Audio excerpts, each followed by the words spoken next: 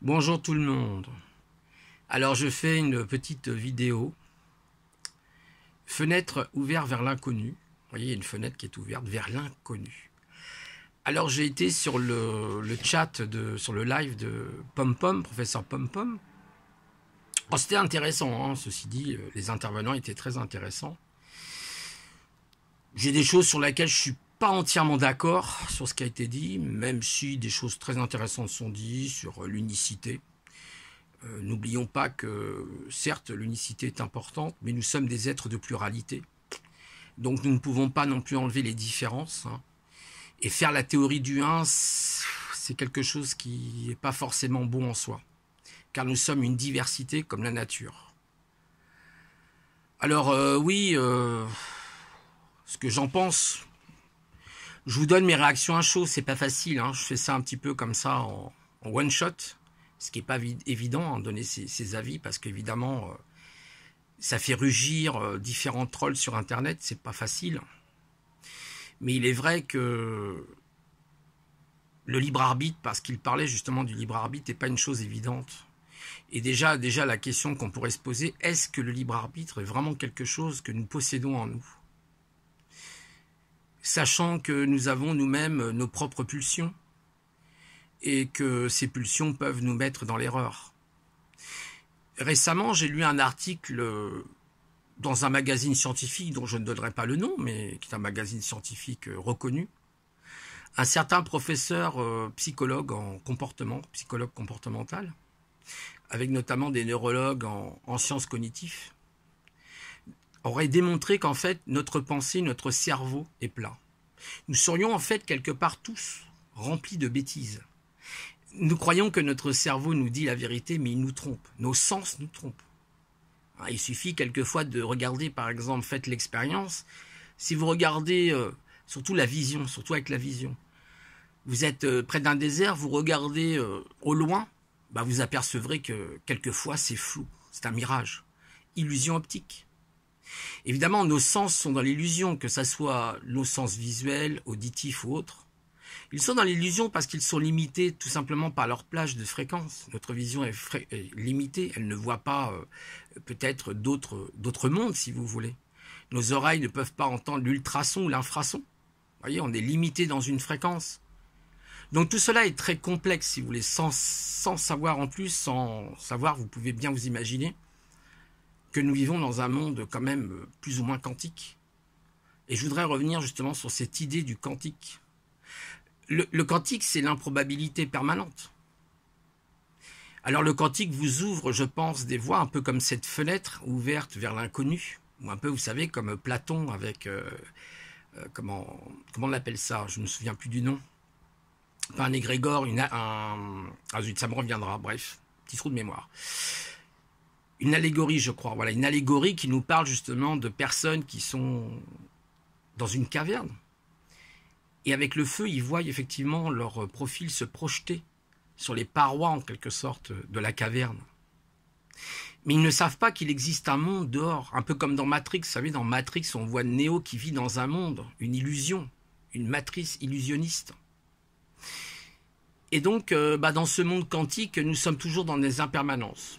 Alors, pouvons-nous dire qu'on a des choix? Oui, mais ces choix peuvent aussi changer. Dans le quantique, par exemple, on a les lignes de temps. Nous avons peut-être la possibilité, si nous connaissons les processus, d'accéder à ces lignes de temps qui nous permettent de choisir d'autres futurs. Pourquoi pas? Mais même ces futurs peuvent changer entre-temps. C'est toute la problématique de l'instabilité du quantique.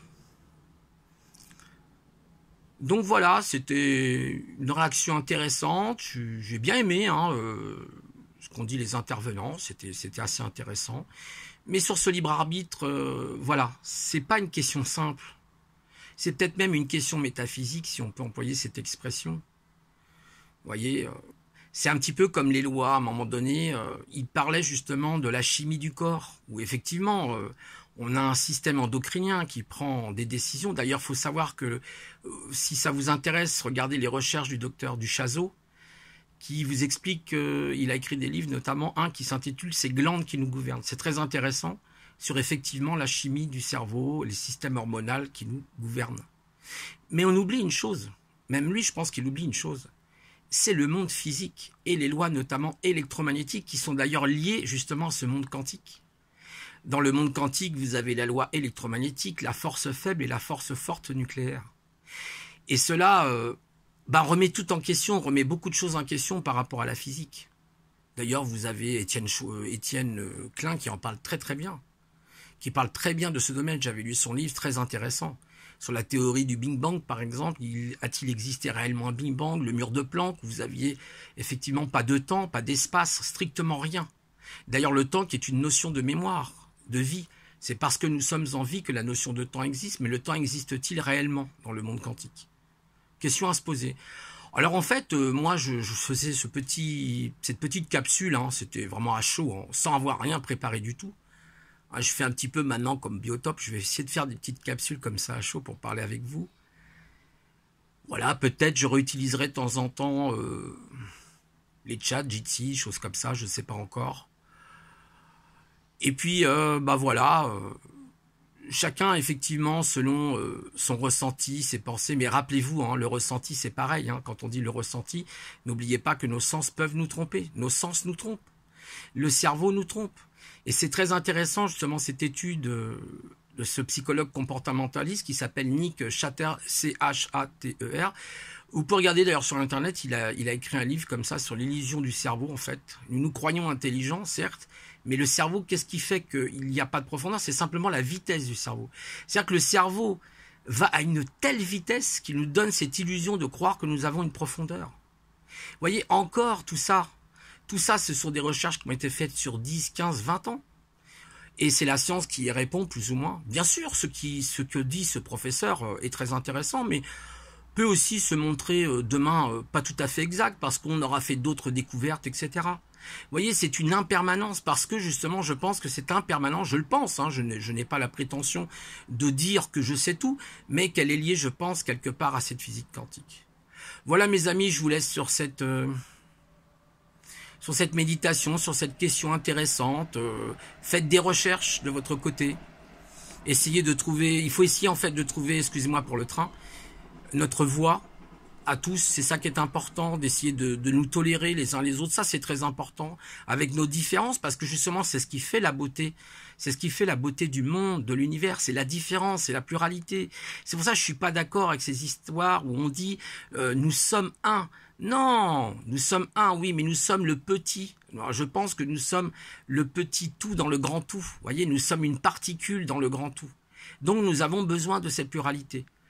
Et c'est vrai qu'il y a tellement de pluralité, tellement de différences. Regardez simplement notre planète, les coutumes, les pays, les différentes gastronomies. Nous sommes tous différents.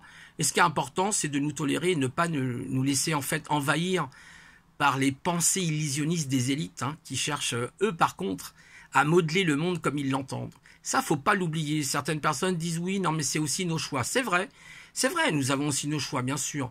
Mais eux font en sorte que nous n'ayons pas trop le choix, que nous soyons limités dans notre esprit. Ne l'oubliez jamais. Voilà. Je vous laisse et puis je vous souhaite un bon dimanche. Au revoir à tous.